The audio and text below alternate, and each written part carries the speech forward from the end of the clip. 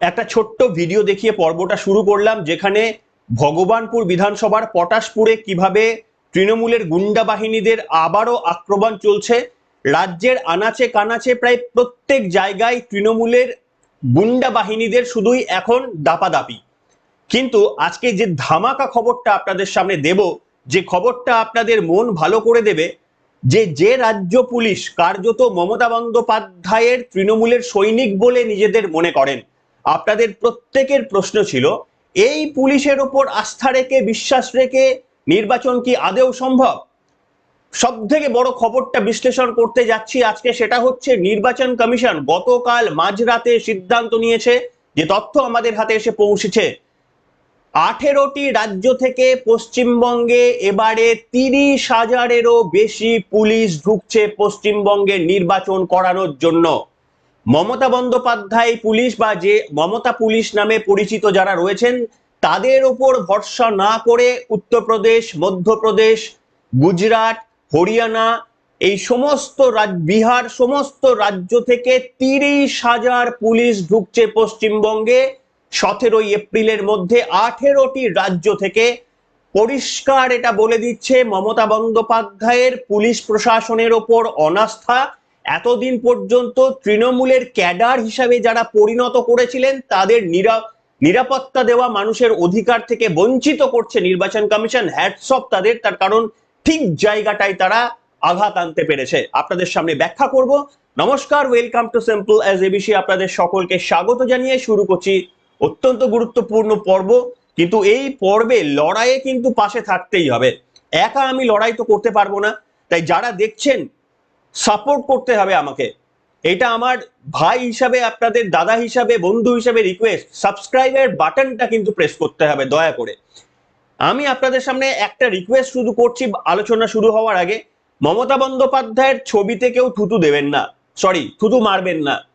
কারণ মমতা বন্দ্যোপাধ্যায়ের অভিযোগ যে ভবানীপুরে শুভেন্দু অধিকারী এবং অমিত শাহ যখন নমিনেশন ফাইলের দিন অযাচিত তৃণমূলের আক্রমণ দাপাদাপি আমরা দেখেছি, ছবিতে স্পষ্টভাবে দেখেছি, কোন রকম প্ররোচনা ছাড়াই।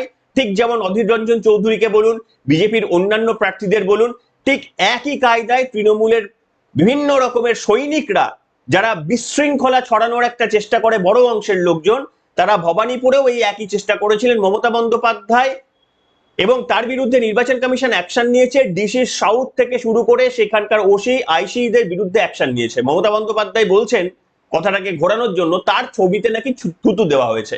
কোথাও কোনো ভিডিও ফুটেজে আমরা অন্তত দেখিনি।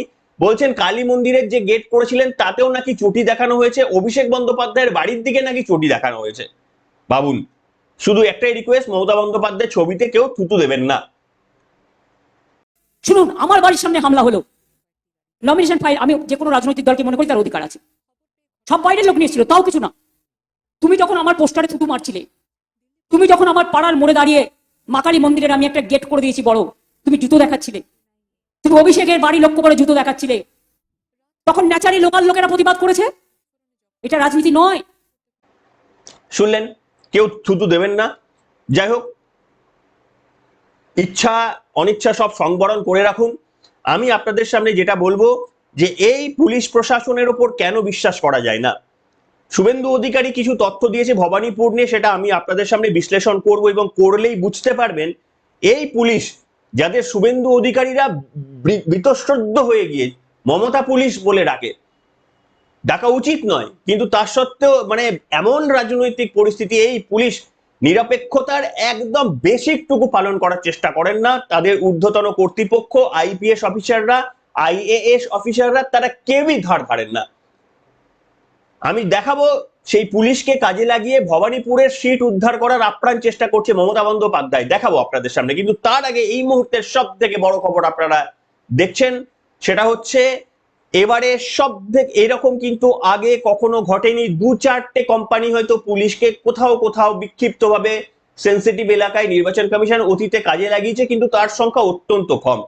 এই মুহূর্তে পশ্চিমবঙ্গে 2400 কোম্পানি মোতায়েনের সিদ্ধান্ত নেওয়া হয়ে গিয়েছে। তার মধ্যে 420 কোম্পানি ইতিমধ্যে চলে এসেছে, অর্থাৎ 2,40,000 থেকে 2,80,000 সেন্ট্রাল ফোর্স দিয়ে পশ্চিমবঙ্গে নির্বাচন হবে।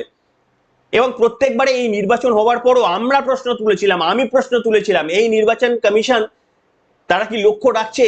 তার কারণ পশ্চিমবঙ্গে এখনো পর্যন্ত যতগুলো বিশৃঙ্খলার ঘটনা ঘটতে দেখেছি সেখানে কোথাও এই সেন্ট্রাল ফোর্সের দেখা মেলেনি, তাদেরকে ডিপ্লয় করা হয়নি, তাদের যারা ডিপ্লয় করেন ঠিকমতো তারা কাজ করেননি।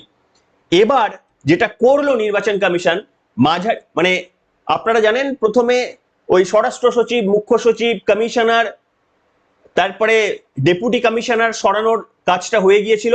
তারপরের লেভেলে এসে থানার ওসি আইসি রিটার্নিং অফিসারদের পরিবর্তন করা হয়েছিল। এবারে এসে সাধারণ পুলিশদের উপরও বিশ্বাস করছে না নির্বাচন কমিশন। 30,000, আপনি কল্পনা করতে পারেন কোন দ্বিতীয় কোন রাজ্যে এটা হয়?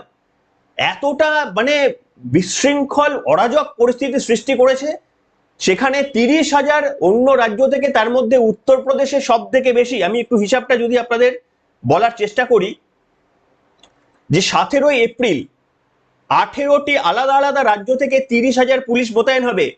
এর মধ্যে উত্তরপ্রদেশ, মধ্যপ্রদেশ থেকে 40 কোম্পানি করে পুলিশ বাহিনী তারা চলে আসবেন।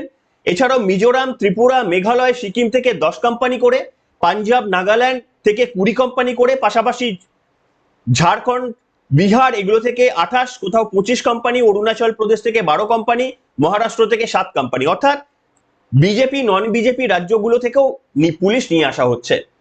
এবার আপনারা জিজ্ঞাসা করতে পারেন কেন এর প্রয়োজন পড়লো? বেশিরভাগের মনে এই প্রশ্ন থাকবে না, কিন্তু তাও কেউ কেউ যদি আমাকে জিজ্ঞাসা করেন যে কেন এর প্রয়োজন পড়লো, আমি আপনাদের সামনে একটা জিনিস দেখাই। এখন বিরোধী দলনেতা শুভেন্দু অধিকারী গতকাল টুইটারে একটা মারাত্মক অভিযোগ করেছেন। অভিযোগটা হচ্ছে এই যে শুভেন্দু অধিকারী প্রচারে যাচ্ছেন, বিভিন্ন জায়গায় তার প্রচারে এইভাবে ভবানীপুরে সাধারণ মানুষের উপচে পড়া ভিড়, এটা তো মমতা বন্দ্যোপাধ্যায়কে উদ্বেগে রাখছে। তার কারণ এতদিন ধরে তিনি ভবানীপুরের মেয়ে, তিনি বাংলার মেয়ে বলেন। সেই ভবানীপুরে তিনি যদি হেরে যান তাহলে গোটা রাজ্যে হেরে যাবেন। সেই ভবানীপুরে শুভেন্দু অধিকারী যাদের যাদের সঙ্গে জনসংযোগ করছেন, যাদের সঙ্গে হাত মেলাচ্ছেন, যাদেরকে কনভিন্স করানোর চেষ্টা করছেন যে রাজনৈতিক প্রার্থী হিসাবে প্রত্যেকের যেটা কর্তব্য সেটা তিনি করছেন, তার পাশাপাশি সাদা নর্মাল সিভিল ড্রেসের পুলিশদের মোতায়েন নাকি করা হয়েছে বলে শুভেন্দু অধিকারীর অভিযোগ, প্রমাণও দিয়েছেন। শুভেন্দু অধিকারীর মিছিলে মিশে গিয়ে যাদের যাদের সঙ্গে শুভেন্দু অধিকারী দেখা করছেন তাদের নাম ঠিকানা লিখে নিচ্ছেন এই সমস্ত সাদা পোশাকের সিভিল ড্রেসে থাকা পুলিশ আধিকারিকরা। আমি তার মধ্যে শুভেন্দু অধিকারী এটা নিয়ে নির্বাচন কমিশনের নালিশ ঠুকেছেন এবং আমি ছবি দেখাচ্ছি, আপনারা দেখতে পাচ্ছেন। ফারুক বক্স হচ্ছে ভবানীপুর পুলিশ স্টেশনের, তিনি ওয়াচ কনস্টেবল।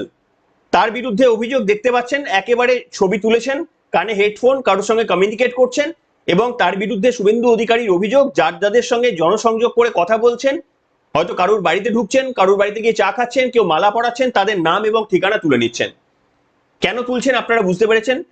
পরের জন হচ্ছে Biswajit Mondal, ASI, Kalighat police station.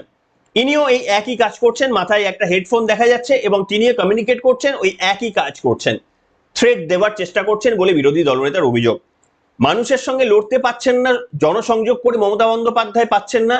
আরে আপনি যদি নিজের গড় না রক্ষা করতে পারেন, আপনি সব জায়গায় 3টে করে মিছিল মিটিং করার প্রয়োজন কি? আপনি আগে ভবানীপুরে জিতুন, তারপরে আপনি রাজ্যের মুখ হবেন। এখন তো আপনি একটা জেলার মুখ্যমন্ত্রী হয়ে গেছেন, মানে জেলার নেত্রী হয়ে গেছেন। আপনি রাজ্যে ঘুরে বেড়াচ্ছেন, আপনি ভবানীপুরে পুলিশ কি তাহলে বলুন না, পুলিশকে আপনার নামটা সরিয়ে দিয়ে পুলিশকে নামিয়ে দিন সরাসরি। রাজীব কুমার তো নেমে পড়েছেন, রিটায়ার্ডের পর নেমে পড়েছেন, এরা তো রিটায়ার্ড করেননি, নামাচ্ছেন কেন এখন? শুভেন্দু অধিকারীর এই অভিযোগ যদি সত্যি হয় এটা মারাত্মক এবং এই কারণেই নির্বাচন কমিশন সবকিছু খতিয়ে দেখেই বুঝতে পেরেছেন না এই পুলিশকে দিয়ে কখনোই হবে না। আমিও আপনাদের সামনে বলছি যে এখন এই পরিবর্তন যা হয়েছে এর পরেও নির্বাচন কমিশনকে আরো ভাবতে হবে। এই 30,000 কেন, কোন পুলিশকেই আমার মনে হয় আপনারা লিখে জানাবেন আমাকে সমর্থন করছেন কিনা, যে কোন রাজ্যের পুলিশকে, কলকাতা পুলিশকে কখনো ভোট কেন্দ্রের মধ্যে ডিপ্লয় করা যাবে না। যে কোনো বুথে, এই প্রত্যেকটি বুথে শুধু অ্যাটলিস্ট একজন করে অন্তত ভিন রাজ্যের পুলিশ থাকতেই হবে, অ্যালং উইথ ওই সেন্ট্রাল ফোর্স। একটা করে ভিন রাজ্যের পুলিশ বা দুটো করে ভিন রাজ্যের পুলিশ থাকতেই হবে। তা না হলে কিন্তু শুধু রাজ্য পুলিশ এবং কলকাতা পুলিশের ওপর যদি ভরসা করা হয় তাহলে কিন্তু পরিষ্কারভাবে তারা কিভাবে এই যে ব্যাটন ধরেছেন, এবং প্রত্যেকটি দিন আমরা দেখেছি 21শে জুলাইয়ের জনসমাবেশে আমরা দেখেছি পুলিশ জলের বোতল বয়ে নিয়ে গিয়ে দিচ্ছেন। আমরা কোনোদিন দেখিনি পুলিশকে যে ব্রিগেডের জনসমাবেশে এই কাজ পুলিশ করেন। আমি এইখানে একটা গুরুত্বপূর্ণ বক্তব্য শোনাবো রাজ্যের মাননীয় মুখ্যমন্ত্রী, অত্যন্ত গুরুত্বপূর্ণ। মুখ্যমন্ত্রী আপনারা বলতে শুনেছেন যে ঝাড়ু ঝাঁটা নিয়ে রাস্তায় বেরোন।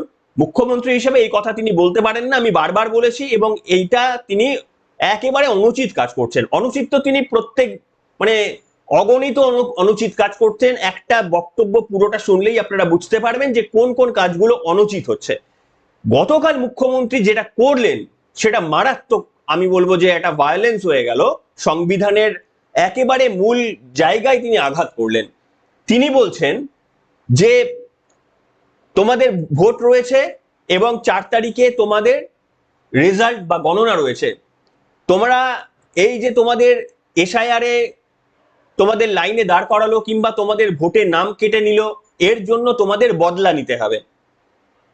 প্রথম কথা হচ্ছে মুখ্যমন্ত্রী এই কথা বলতে পারেন না। কেন বলতে পারেন না আমি ব্যাখ্যা করব, আপনারা কেন সহমত হবেন, মানে উৎফুল্ল হবেন। আমি শিওর যে আমার ব্যাখ্যাটা শুনলে আপনারা বুঝতে পারবেন কোনখানে ভায়োলেন্স করলেন মুখ্যমন্ত্রী, একটা মারাত্মক জায়গা বলেছেন। আগে শুনুন বক্তব্যটি। তামিলনাড়ু কিসের আন্ডারস্ট্যান্ডিং? সব বাংলার অফিসারদের নির্বাচনের সময় বাংলায় না রেখে তামিলনাড়ুতে পাঠিয়ে দিয়েছো, আর দেখে দেখে বিজেপির আত্মীয়দের, বিজেপির পরিবারকে এখানে সব ডেপিউট করেছো।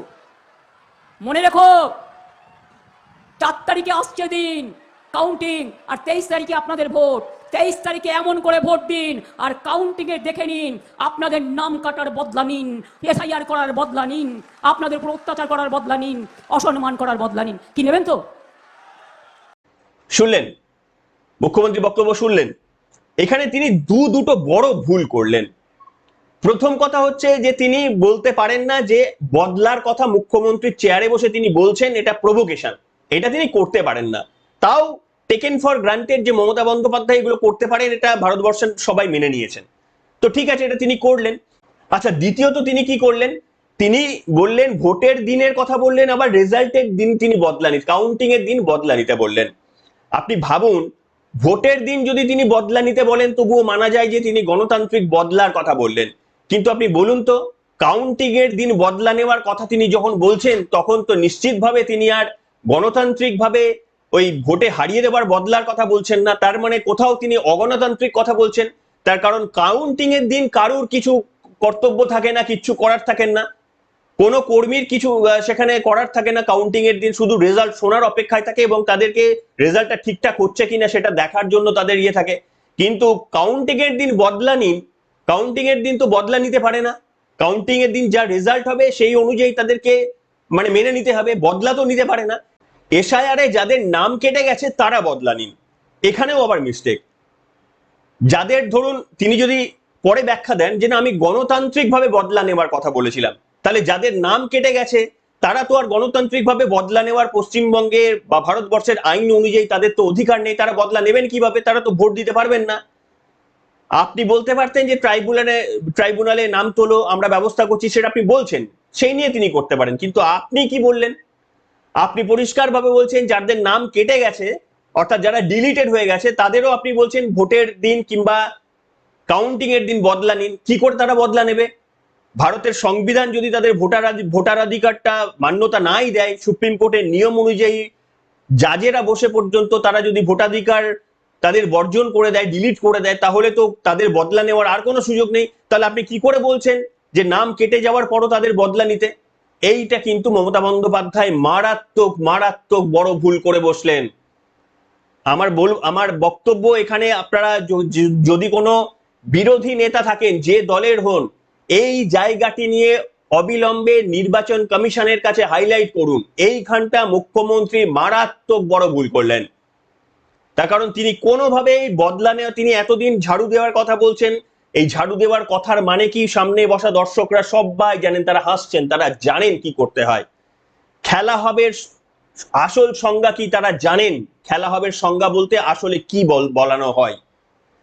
কিন্তু আপনি ওইখানে আইনের ফাঁক বলে বেঁচে যেতে পারেন, কারণ আপনি বলতে পারেন আমি তো ঝাড়ু দেওয়ার কথা বলেছি, ঝাড়ু দেওয়া তো কোনো হিংসার কথা নয়, সেটা আইনের ফাঁক বলে হয়তো সুপ্রিম কোর্ট আপনি বেঁচে যেতে পারেন। কিন্তু আপনি যে ব্যক্তির ভোটের অধিকার কেড়ে নিয়েছে আমাদের দেশের সংবিধান নিয়মের মধ্যে দিয়ে, তাকে আপনি ভোটের রেজাল্টের দিন বদলা কি করে নিতে বলছেন, ভোটের দিনই বা কি করে বদলা নিতে বলছেন? আপনি তো বলতে পারতেন যে না, তোমরা যাও, যাদের নাম কেটে গেছে কাদের নাম কাটবে, যারা ভারতের নাগরিক নন, মানে তারা যদি প্রেজেন্ট হয়ে থাকেন, মৃত ভোটারদের নাম কেটেছে, তাদের তো আর বদলা নিতে বলবেন না। তাহলে যাদের নাম কেটে গেছে তার মানে নিশ্চিতভাবে তারা প্রমাণ দিতে পারেননি, মোস্ট প্রবাবলি তারা আমাদের দেশের নাগরিক এই প্রমাণ করতে তারা পারেননি। তাহলে কি করে তারা, কোন ভিত্তিতে বদলা নেবেন? আপনি মুখ্যমন্ত্রী হিসেবে আপনি পত্রা বলে দিন কিভাবে তারা বদলা নেবে। আপনি তো বলতে পারবেন না ভোটের মাধ্যমে বদলা, তার কারণ ভোটের অধিকার তাদের দেয়নি। তাহলে আপনি কোন বদলার কথা বললেন? এটা কিন্তু রাজ্যের মাননীয় মুখ্যমন্ত্রী অত্যন্ত ভুল করেছেন বলে আমার বক্তব্য। তিনি শুধরে নেবেন, যদি মুখ ফসকে বলে থাকেন তাহলে তিনি শুধরে নেবেন, না হলে কিন্তু এই বক্তব্যটি তিনি একেবারে সংবিধান বহির্ভূত বক্তব্য বলেছেন। অন্যান্য বক্তব্যের থেকে এই বক্তব্যের আমার মনে হয় যে এর গভীরতা অনেক বেশি। এইখানে আপনারা দেখুন যে নির্বাচন কমিশন কিন্তু এবারে পশ্চিমবঙ্গ পুলিশের ওপর এই কারণেই ভরসা রাখতে পারছে না। শুভেন্দু অধিকারী দেখিয়ে দিয়েছেন যে পুলিশকে কিভাবে কাজে লাগানো হচ্ছে, এবং এই পুলিশকে কাজে লাগাতে পারছে না বলেই মমতা বন্দ্যোপাধ্যায়ের এত রাগ, এত চিৎকার। অমিত শাহকে কি বলে কথা বলছে জানেন? ছোট্ট জায়গাটা আমি শোনাবো। অমিত শাহকে বলছেন যে তুমি শালা ঠাকুরদাদের সামথিং। আমি ভাবুন, স্বরাষ্ট্রমন্ত্রী, আপনি এটুকু তো মাথায় রাখতে হবে। আপনি মহিলা বলে আপনাকে সবাই সম্মান করেন, মানুষ বলে সম্মান করতে হবে, আর আপনি সম্মানকে ধার ধারবেন না? আপনি মানে এইরকম শব্দবন্ধ বলছেন একজন সম্মানীয় মহিলা হয়ে মুখ্যমন্ত্রীর চেয়ারে বসে। শুনুন কি বলেছিলেন মুখ্যমন্ত্রী। এসছে মোটা ভাই, সাথে ইডিআর, সিবিআই, এনআইএ, সব কটাকে নিয়ে এসছে, আর সবাইকে ডেকে পাঠাচ্ছে, আর ডেকে পাঠিয়ে বলছে ইলেকশনের সময় এই আমাদের হয়ে কাজ করবে। এত বড় সাহস!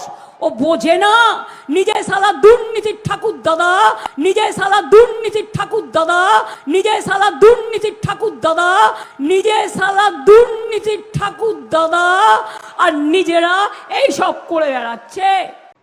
শুনলেন? এটা বলা যায়?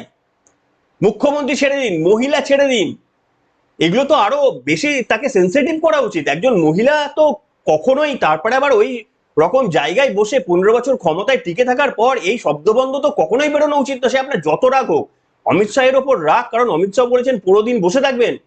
15 দিন অমিত শাহ বসে থাকা মানে হচ্ছে সেখানে এই ধরনের দাপাদাপি করলে পরিষ্কারভাবে তার একটা রিয়াকশন হবে। আলটিমেটলি তো তিনি স্বরাষ্ট্রমন্ত্রী, তিনি অনেক কিছু সিদ্ধান্ত নিতে পারেন। সেই কারণে অমিত শাহের ওপর এত রাগ কল্যাণ বন্দ্যোপাধ্যায় থেকে মমতা বন্দ্যোপাধ্যায়। কল্যাণ বন্দ্যোপাধ্যায় তো সীমা অতিক্রম করে গিয়েছেন।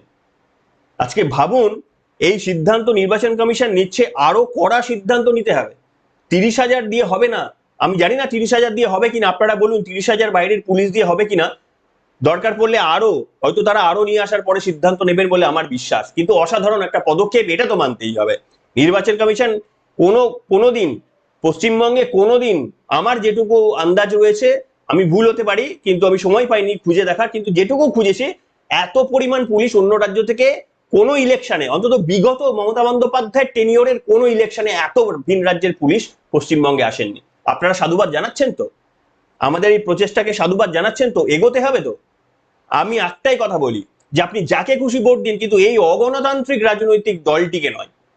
কারণ এটা কোনো সংবিধান যারা মানে না তারা কোনো রাজনৈতিক দল হতে পারে না। আপনি বাকি যাকে ইচ্ছা ভোট দিতে পারেন, কিন্তু এই অগণতান্ত্রিক রাজনৈতিক দলটিকে অন্তত ভোট দেওয়া কোনোভাবেই, যারা শান্তি শৃঙ্খলা বজায় রাখতে চান, যারা সংবিধানে বিশ্বাস করেন, তারা অন্তত এই রাজনৈতিক দলটিকে বিশ্বাস করেন না। আপনাদের মতামত লিখে জানাবেন। এখনকার মতো এখানেই।